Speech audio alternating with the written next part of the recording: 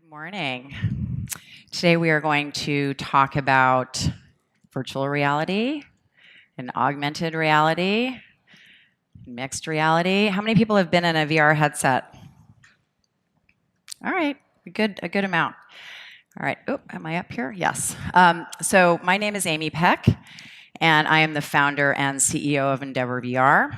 We work with Fortune 500 companies primarily on leveraging this technology. And it's not just about, finding one solution. This can touch every business line. And if you're not thinking about it, you're almost too late, because it's not just technology for technology's sake. This technology can be implemented now. We can play a lightning round at the end of this, and you can tell me any industry that you're in, and I can share with you some of the solutions, which are endless. And it, from every side of the business. So it's, productivity and training through to even sales and marketing and consumer-facing applications. So the basics. So it sounds like a lot of you have been in VR before, but I just want to run through kind of what the nomenclature is so that when I'm talking about it, I'm clear. So we have VR, AR. I don't have this screen, by the way, so I can't see what the slides are. So AR, VR, MR. We're really using XR as the catch-all phrase. So augmented reality, virtual reality, mixed reality. XR, some people consider it extended reality. Some are thinking, X in terms of a math variable. But whatever it is, it's really that, all of the realities. I'm telling you this now, but in the near future, we're not going to talk about which reality we're in. We're going to seamlessly engage with the digital landscape. We're going to walk in and out of our digital lives, and we're not going to be concerned whether it's virtual reality or augmented reality. It just will be. But in the meantime, we need a little bit of clarity on what each technology is. So augmented reality is when you are, virtual reality, when you're fully immersed. So you are in a headset, you can't see your surroundings, and you are experiencing a full virtual experience. Then augmented reality is when a digital object appears in your field of view.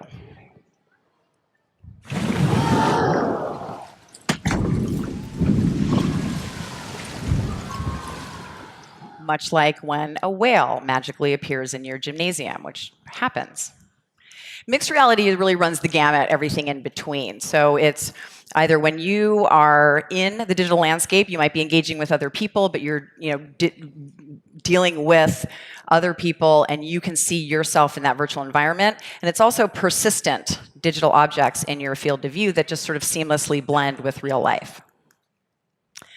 So what is the opportunity here? So I don't know if any of you are looking at bringing in this technology into your businesses, but there's a lot of market data that kind of shares what the opportunity is. There's not a lot of headsets out now, but this year we're expected to sell, I guess, 22 million headsets, and that's going to grow by 5 times by 2022. So we'll have over 120 million headsets in the market. So these are a couple of older slides, but they really talk about what the opportunity is and how businesses are really leveraging the technology, and then what the market size is. But this is actually one of my favorites. This was done by Goldman Sachs, also a couple of years old, but it really shows a great kind of the full landscape. So the hardware players, the software players, what verticals that this technology touches, and then what the addressable market is for each of those verticals. And I will make these slides available. I think you can contact the organizers after. So use cases, they're endless. They're truly endless. So the military has been using virtual reality for decades. You've probably seen flight simulators. Currently they use bucks, these sort of giant, very, very cumbersome, very expensive machinery. But with virtual reality, we can train, really on any kind of equipment. And it's a much less expensive, and it's a faster, more effective way to train. Emergency reflexive response. So we're able to put people in a situation that we could never replicate in real life. I mean, hopefully none of you have ever been in an emergency, but do you really think you know how you would react in a dire emergency? Most of us don't know. And in industry, we can't take that chance. So, especially in an oil rig, for example, if there's an explosion, we can train over and over and over again with that situation and variations on a theme so that when the stakeholders are faced with that emergency, they're calm and they act appropriately and they remove people safely. Mission-specific training, this is another aspect for the military. Oftentimes they're going in at night, they're going into hostile terrain that they've never seen before. So we can kind of pull all of the data of satellite images and then what the specific mission is, and they can practice before being dropped in the middle of the night in hostile territory so that whatever that mission is, they get in and they get out and everybody gets home safely. Remote collaboration we'll talk about in a minute, and leadership training. Again, that's a soft skill, but even management training. Teaching managers how to effectively work with personnel. I mean, we heard a little bit earlier how the workforce is fundamentally changing, but there are still some kind of old paradigms that are in play, and this is a way to teach people how this new business is going to work and these new business models that are coming out in tandem with all of this technology. Remote collaboration, it's, again, automotive has really embraced this technology. They often have remote, 2 or 3 different design teams around the world. They're now all able to be in a virtual environment working with the actual models. This cuts the design iteration process exponentially. Even board meetings. Your board members are busy. They're all over the world. They can all be in a virtual environment together. It's going to be a little hard to get them all to put headsets on, but I believe we'll get there. And they can all look at the same media. So field technician training, a lot of this is in AR. So we train in VR. And then we have remote technical assistance using AR. And so you have your field tech out in the field. You don't want to fly your experts around the globe. That's expensive. And it's minimizing their ability to spend all of their time fixing actual issues. So we have the field technician will have their AR glasses on. The expert can be back at home base, can see everything that the field tech is doing, can put any kind of schematic or a real-time dynamic annotation in their field of view. And that entire interaction is recorded so that next time a field technician is in front of that same issue, you can go to the recording. So it actually builds, you use an AI layer, and it runs through the AI layer. It recognizes that someone else is in front of that same issue, and they get to see the recording. So it's constantly building on itself.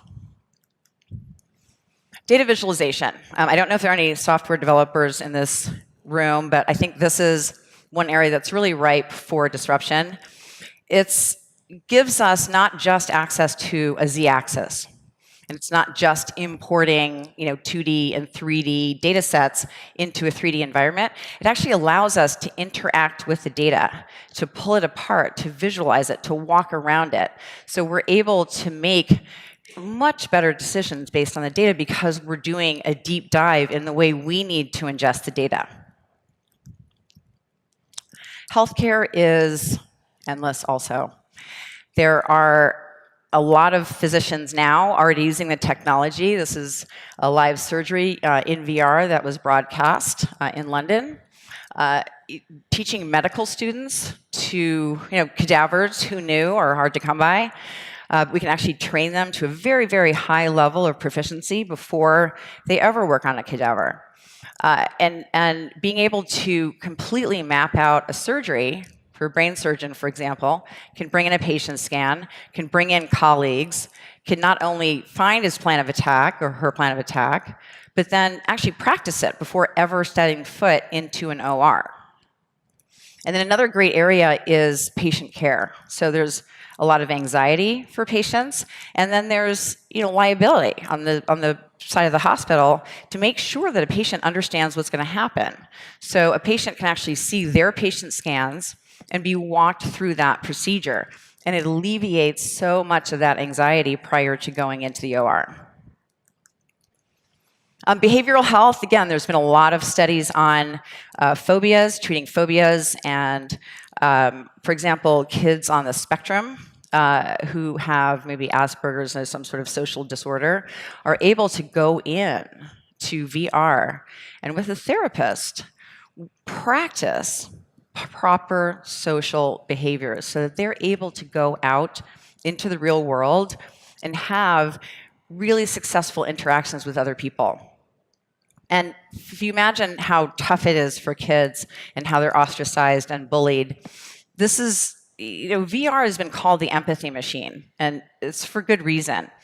We can really show what it's like to walk in somebody else's shoes. So in addition to teaching kids, and everybody has afflictions, so in addition to teaching kids that, they can overcome their afflictions, but also that they're not alone, but also on the flip side, show them what it's like to be ostracized or to be bullied and how their words affect other people. And maybe we can get everyone to take a step forward and really fundamentally change the way, children grow up and take away that just fear and difficulty of childhood.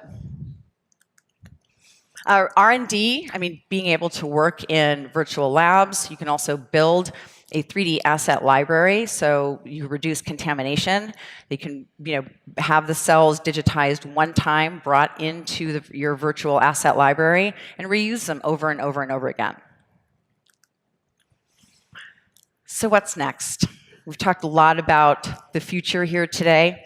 It's going to be this confluence of technologies. This is why this conference is unique and so important.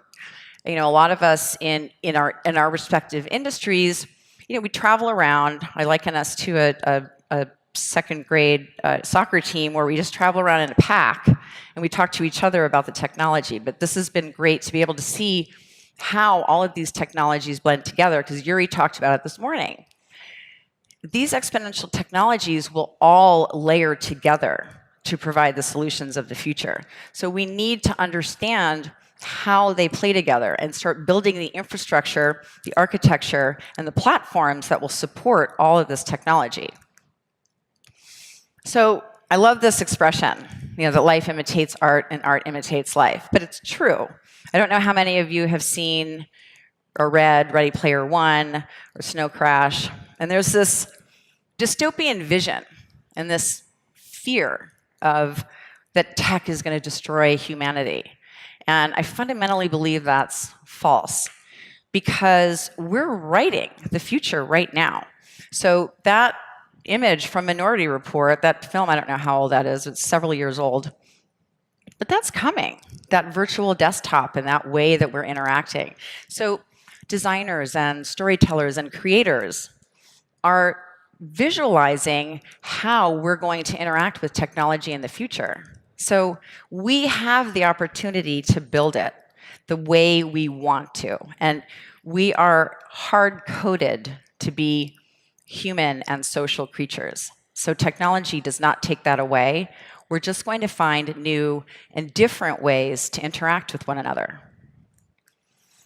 So this is the next computing platform. So when you think about the difference really between AR and VR, so AR, every single thing that you're doing on your mobile devices now, your laptop, will somehow be projected in your field of view in the very near future. With a wearable, Magic Leap 1 has just been released.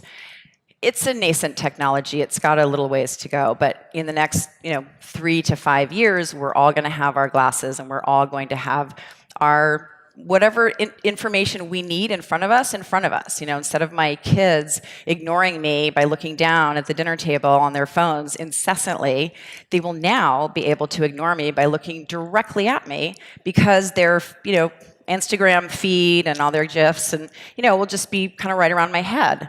So this is progress.